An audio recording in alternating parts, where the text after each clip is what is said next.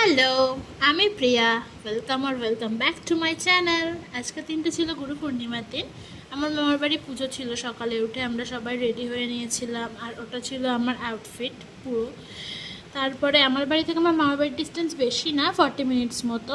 তো অটোয় উঠে গেছি, আর আমার লিপস্টিকটা তো আমাদের দেখাচ্ছিলাম, কারণ সেদিন আমার লিপস্টিকটা আমার খুব পছন্দ হয়েছিল।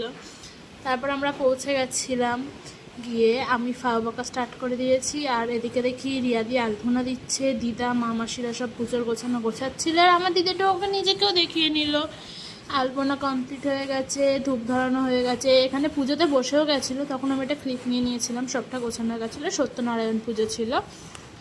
এদিকে সবাইকে খেতে দেওয়া স্টার্ট হয়ে গেছিলো। মেনুতে ছিল আলুর দম, ছোলার ডাল, চাটনি, পায়েস, লুচি, পায়েস না সরি পাঁপড় ছিল, আর লুচি ছিল, আর মিষ্টি ছিল, কারণ পুজো হচ্ছিল সব ভেজ। তারপরে আমরা পুজোয় বসে গেছিলাম। আমাদের নামে যেহেতু মানসিকের পুজো ছিল, একটা বড় চন্দনের ফোঁটা দিয়ে দিয়েছিল, আর কেরাম সব কিছু ঘেটে গেছিলো, এত গরম লাগছিল সেদিনকে। তারপরে হচ্ছে এটা কিছু একটা করছিল, দাঁড়াও বলছি। হ্যাঁ, পাঁচালি পড়ছিল, সত্যনারায়ণ ঠাকুরের পাঁচালি পড়ছিল। আমার দাদা কি মন দিয়ে শুনছিল ব্যাপারটাকে। তখন আমি একটা ক্লিপ নিয়ে নিয়েছি। দেন আরতি হলো। আরতি হওয়ার পরে পুজো শেষ হয়ে গেছিলো। তারপরে সন্ধ্যাবেলায় মনসা ঠাকুরের গান ছিল, ওটাও দিদার মানসিক ছিল, ওটাও হয়ে গেল।